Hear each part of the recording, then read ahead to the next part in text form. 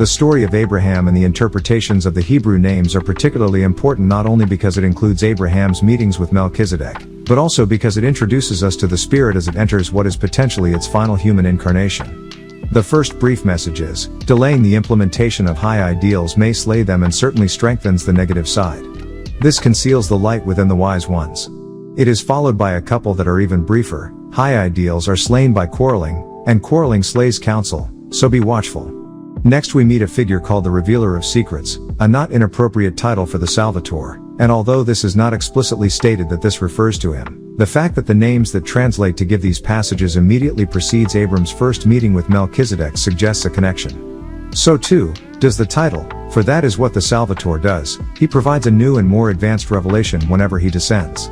The passages can be rendered thus: the Revealer of Secrets bestows a treasure of knowledge, a divided mind is a battlefield between physical and spiritual desires.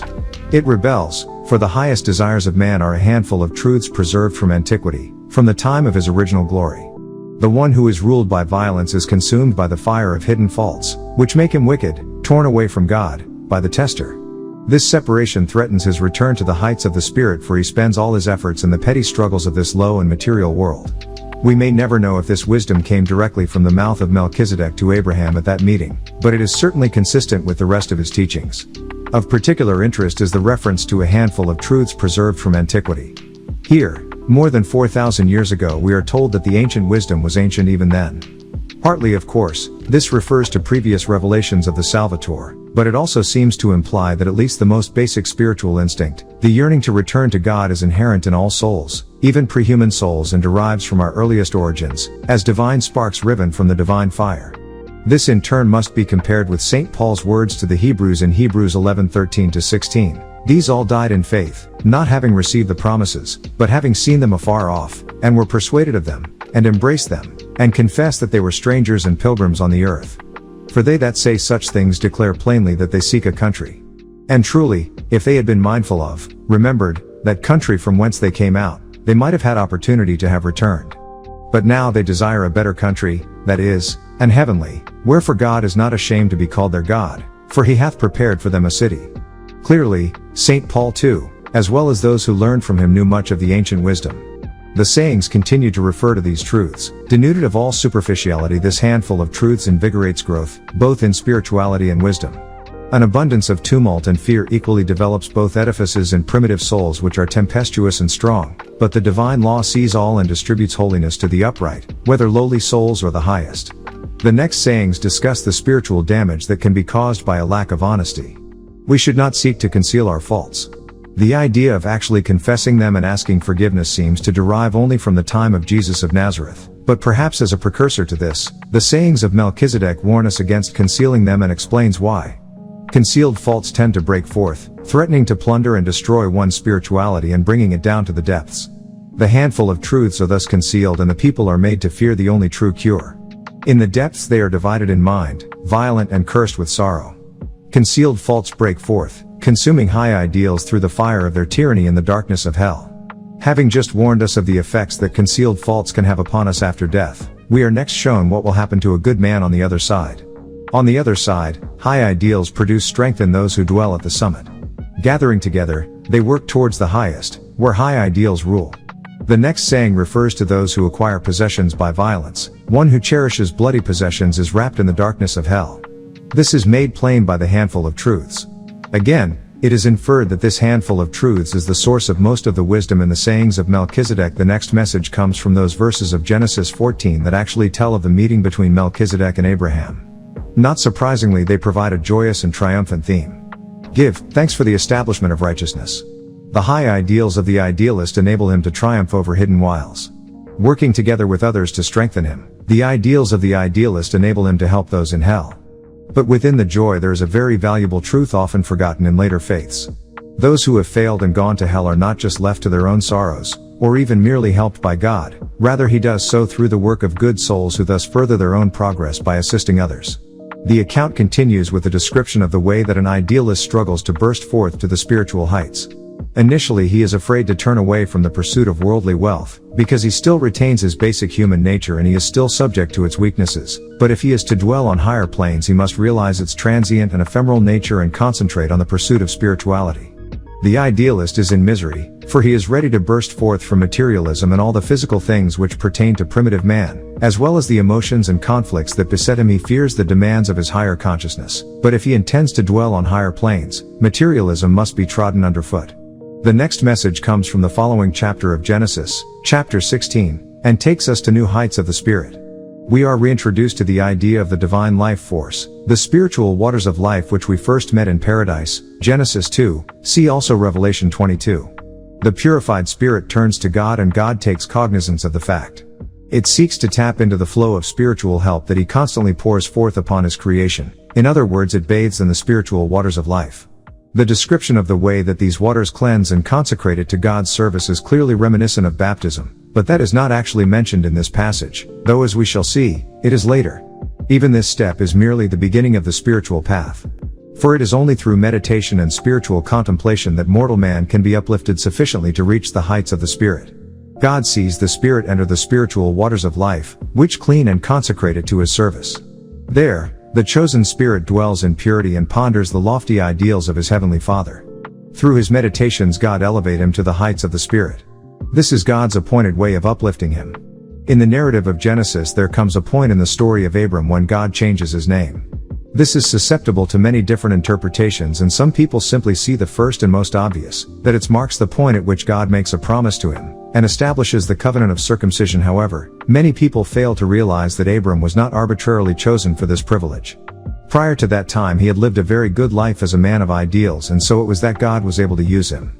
Even today it is common practice for those who dedicate themselves to the service of God, to receive a new name, putting behind them the name they have used in the world and thus indicating their acceptance of God's call, as indeed did Abram through the covenant of circumcision.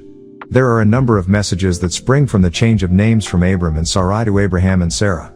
This was apparently one of the last actions of Melchizedek when he was on earth and was followed by the birth of Isaac. Perhaps unsurprisingly, the new name means that the account changes from describing a man with ideals to one who has actually become a believer. A believer is one who is really following the spiritual path. He is a man of faith, and the last saying in this chapter explains the true value of faith. Those who conceal their faith reduce its value. When hidden from God its Father, such faith clings only to human values. In other words, faith is only of real value when it is manifested forth to others, so that they too can benefit therefrom. St. James explains this in his epistle, James 2:14-20, before concluding with the famous words, "Faith without works is dead." The sayings of Melchizedek prefigure this concept and then go on to consider the life of one who is filled with faith in a further series of messages. This next chapter deals with the effect of faith on the spiritual man, and there are a number of messages on this subject. We begin by considering the man of faith approaches life on earth, already consecrated to God. Thus he is enabled to complete his earthly incarnations. In other words, if one has faith, one will have already dedicated one's self to God's service before ever one returns to earth for what may possibly be one's last mortal incarnation. It is important to understand that this is so. Anyone on earth who is so filled with faith that he or she demonstrates it to others by their service to God and their fellow mortals, has the opportunity to make this incarnation their last. But note that although they have the capacity to do so, because they have already learned many of the lessons of mortal life in past incarnations, such spirits are not compelled to do so, and many do not, because we each have free will. For one who does wish to succeed, the spiritual advice continues thus: the man of faith governs his own soul just as the wise counselor guides a king and thus gains control over his earthly incarnations. This is true, but just how should this guidance be given, and just what should it be? When the soul complains, that action reduces its faith and leads many to mock the man of faith in this world. The man of faith is often the butt of jokes, but if he will seek guidance, God will send it, either through an earthly guide or spiritual director, or perhaps through a higher being playing the same role. Such a counselor may well be distressed when the man of faith does things that are likely to lead him astray and tries to warn him against them. In the desert of earth life, boastful speech and self-glorification troubles and distresses one who counsels the seeker after perfection in this portion of his existence. Note the description of earth life as a desert. This is because when we are living on earth, the waters of life are not so readily available to us as in the spirit planes.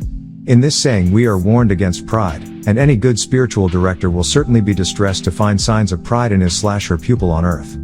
He will constantly provide the man of faith with advice, and we are told of a specific way that the counselor helps him to develop spiritually. His counselor explains completely a portion of the whole truth, which moves the man of faith to grow at the well of perfection. Obviously no mortal understands the whole truth completely, for only God knows all things, and no mere mortal could ever hope to do so. But it is possible for God to provide to a true seeker as complete an understanding as he can comprehend, of that part which is most relevant to his seeking. Although at times this training may be given directly, more commonly it comes through a human counselor, as is suggested here. But to provide a complete explanation of even a limited portion of the whole truth, such a human counselor must be inspired by God, and a true counselor will be, at least on occasions. It is for this reason that if one does take an earthly guide on the spiritual path, one can only progress by following that guide as if he or she was speaking with the voice of God. Whilst this will not always be the case, at least sometimes, as in this instance, it will be. This saying continues to use the previous simile of a desert land by speaking of the seeker being led to grow by drinking from the well of perfection. Again, water is seen as symbolizing the divine life force, for in a desert land the river of life is not even a fountain of life but merely a deep well which taps into the same source, but only through the labor of digging away much worldly dross. The man of faith hearkens to good advice, and thus destroys most proud thoughts, for God stands for high things such as wisdom and spiritual vision. Like a consuming flame they flow forth from him to those who dwell in God. This saying is more or less in the nature of a summary of what has been said before. The following of God's advice, whether heard directly or through one's earthly guide, helps to eradicate pride and increases both wisdom and spiritual sight. The description of such virtues flowing from God into the seeker like a consuming flame is peculiarly apt, inasmuch as they do tend to consume any remaining worldly dross within us, for worldliness and spirituality cannot coexist in the same individual spirit. This concept is found in many religions, but perhaps most significantly plays a major role in the Bible. Quoting Deuteronomy 4:24, St. Paul says that our God is a consuming fire, Hebrews 12:29. It is quite significant that on several occasions similar phrases are used by or in connection with the coming of the Holy Spirit, or the baptism with the Holy Spirit. According to John the Baptist, Christ himself will burn up the chaff with unquenchable fire, an apparent reference to the destruction of worldliness by the power of the Holy Spirit. The study then goes on to consider the next message, an allegory about the princess and the city of perfection. In it, the princess represents the soul, and its journey from paradise to heaven is summarized thus. The soul reaches the heavenly city, but until it crosses the threshold it is bound to the man of faith by the common bond of earthly life. In other words, the soul may reach the higher realms through mysticism, but as long as it is still incarnate in the flesh it cannot achieve sanctity. No matter how spiritual a man may be, whilst he is still on earth he is not a saint, but still a mortal. The next message continues to describe the man of faith and the experiences he can expect. The man of faith is afraid. But he rejects the wide and easy path, choosing the narrow winding road of purity. His fear is eventually destroyed by his firmness and vigor. This narrow winding road is obviously the same as the narrow way of Christians, unless the reader questions whether this narrow winding road can be the same as the straight and narrow way of Christians. I should point out that although common, this description is not found in the Bible. In St. Matthew 7:13-14, the word straight is not a misspelling of straight as is frequently assumed. It is an Old English word that means narrow but is rarely used today, except in reference to a narrow stretch of sea between two coastlines. Such is the base strait. The path of perfection is not straight, else would the end be visible from the very beginning, and we all know that it twists and turns so that often we cannot see more than a few steps in front of us. This saying brings us to the end of this chapter. The man of faith is now approaching the end of his quest, and in chapter 32 we consider his final testing. Having already learned that material things are of little worth, one of the first things that we have to learn as we approach the end of our journey is that the thoughts and opinions of other mortals are also unimportant. The next saying provides a message that brings this home to us. Mockery binds the dweller in God by slaying good advice. But the man of faith achieves purity before the altar of God.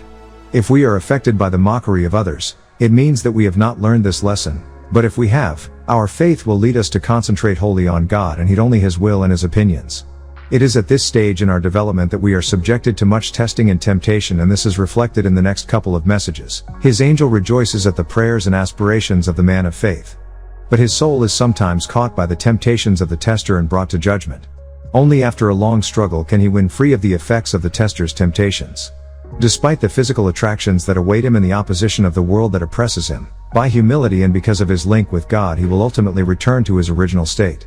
In the previous messages, we have heard about the wise counselor, which, as we have seen, is often a spiritual director or human teacher, but in the absence of such a human guide, that role is sometimes fulfilled by one's guardian angel.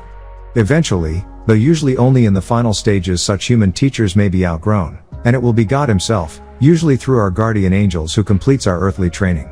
Firstly, this message describes the joy of his guardian angel when the man of faith at length reaches this last stage on his journey, for remember, his angel has been with him since his first faltering steps as a primitive human being. But this does not mean that he has already achieved the goal. It is in sight, but just because of that fact, the tester is certain to stand athwart the path, testing him regularly and sometimes causing him to fall. But eventually, having paid all his earthly karma, the man of faith at last wins the right to end his earthly journey. Not that the world surrenders him willingly. At the same time as it opposes his spiritual progress, it tries to dazzle him with numerous worldly attractions. Despite this opposition, through humility and his growing link with God, he will eventually win free of the earth and return to dwell permanently in the spiritual realms. He turns from worldly things, only after a long struggle, but once initiated he is dedicated to seeking knowledge of God and constantly prays to him. This seems quite a simple statement, with the sole exception of the word initiated. In this context it can have several meanings. It may simply refer to his instruction in spiritual matters, or to him being started upon the spiritual path. However, in this context, it does seem to refer to a more specific event and should probably be linked with what mystics call the Great Initiation. Not inappropriately, because it comes after his death, the last message about the man of faith describes what he can expect hereafter. God hearkens to the man of faith and inspires him, so that there germinates within him a powerful desire for God. This is cultivated and developed until he becomes the servant of God. His life is pleasing to God, who knows him and loves him in silence. In the land of silence, beyond the tomb, the burden of earth life is shed and the soul is uplifted by the light of God. After learning lessons in that bright land, he passes through the wall of fire regularly, as on many previous occasions he is again inspired to take the path of rebirth. Eventually, if he continually presses forward towards the light, he will ultimately return to God from whence he came. This is appointed of God to the one whom he calls. It must be clearly understood that in describing the man of faith, the sayings are not referring to a mere seeker. In this saying particularly, the man of faith is a seeker who has already sought and found much and is close to his goal. It is the desire for God, a desire for spiritual union with him, that marks out the one who is really trying to end his/her earthly journey. This in turn leads him/her to undertake some conscious act of service to God, and it is only thus that the goal can be achieved. Despite this and the fact that God undoubtedly loves such a servant most dearly, all too often he shows little outward sign of this. Instead, such a spirit often finds him/herself tested and tried at every turn, for only thus can the last earthly debts be paid and the final earthly lessons learned. The message then goes on to describe what happens to such a man after death. In this case, the description is of one who has not yet completed his earthly journey. The burden of earth life may be shed, but it is only for a space. The spirit is uplifted by the light of God and thereby learns many lessons on the spirit plane, before passing through the wall of fire and taking the path of rebirth, as he has already done so many times before. He will continue in this cycle of lives till all his earthly lessons are learned, but as long as he persists on the path life after life, he will ultimately achieve the goal, and finally return to God. It can be argued that the ultimate return to God is so far distant, compared with merely ending one's earthly journey, that it hardly warrants being mentioned in the same passage. Perhaps, however, the author realized that as long as the spirit continues to press forwards towards the light, his ultimate success is assured. The one whom God calls, he appoints to circle from birth to birth. He turns at the wall of fire, where he perceives two paths. Choosing the narrow path, he goes forward to success. The two paths beyond the wall of fire have been perceived by many mystics. By the one, the spirit returns to life on earth, by the other it begins to ascend upwards through the heavenly planes. It is this which seems to be described here, although other meanings within the Hebrew of the names also allow us to see another meaning. The spirit has only reached this stage because it has followed the higher of the twin laws of God, the law of love, rather than the law of justice.